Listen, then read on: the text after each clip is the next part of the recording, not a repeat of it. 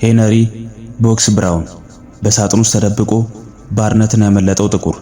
ብራውን እንደ አውሮፓውያን አቆጣጠር በ1815 ዓመተ ምህረት ከባሪያ ቤተሰቦች በቨርጂኒያ ነበር የተወለደው።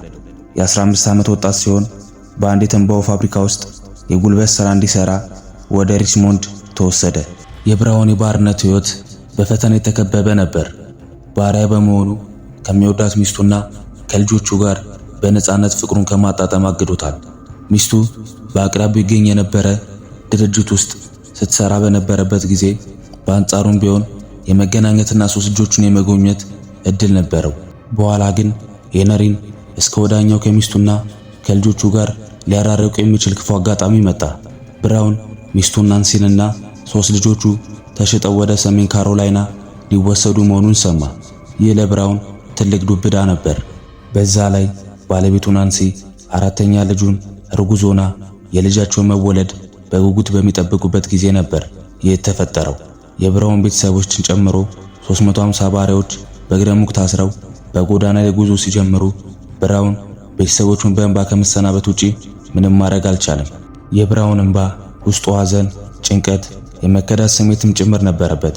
ብራውን የሚስቱንና የልጆቹን ጌታ ቤተሰቡ እንዳይሸጥበት በየጊዜው ገንዘብ ይከፍለው ነበር፣ ግን ሊያድናቸው አልቻለም። ተካደ። አይኑ እያየ ነፍሰ ጡር ሚስቱን ከ3 ልጆቹ ጋር በሰንሰለት አስረው ወደ ሩቅ አገር ወሰዷቸው። ባርነት ያንገፈገፈው ብራውን ከዚህ በኋላ አርፎ አልተቀመጠም። ከባርነት እስር ነፃ የሚወጣበትን መንገድ ማፈላለግ ጀመረ። ለዚህም የሚሆን እቅድ ሲያወጣ ሲያወርድ አንድ ሐሳብ መጣለት። በእንጨት ሳጥን ውስጥ ተደብቆ ከባርነት ነፃ ወደሆነ አካባቢ ማምለጥ። ብራውን ለዚህ እቅዱ መሳካት ጥሮ ግሮ ከቆጠበው 166 የአሜሪካን ዶላር ውስጥ 86 ዶላር ከፍሎ ማምለጫ መንገዱን ተመቻቸለት። ገንዘብ ብቻውን ግን በቂ አልነበረም። በማምለጫው ዕለት ብራውን ከስራ የሚወጣበት ምክንያት ያስፈልገው ነበር። ባርነት ለመረረው ብራውን ግን ይህ ከባድ ነገር አልነበረም።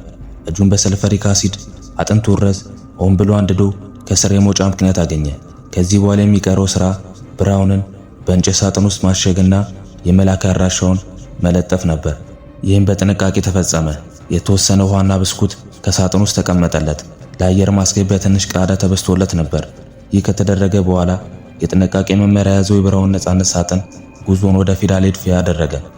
ምንም እንኳን ብራውን የታሸገበት ሳጥን ዚስ ሳይድ አፕ አንድ ሉዊስ ኬር የመሳሰሉ የጥንቃቄ መመሪያዎች ቢኖሩበትም ከቦታ ቦታ ሲወሰድና ሲጫን ማንም ለሳጥኑ ጥንቃቄ ግድ አልነበረውም።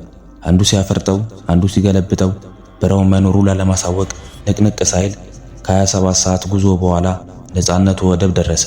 እንደኔ ነፃነታችሁን ተነጥቃችሁ ካላወቃችሁ የነፃነትን ተስፋ አትገነዘቡም ነበር ያለው ብራውን ነፃ ከወጣ በኋላ የባሪያ ነፃነትን በመቃወም ንግግር ያደርግ ነበር። በኋላ ወደ እንግሊዝ ተጉዞ ጆን ፍሌድ የተባለች ሴት አግብቶ ይኖር ነበር።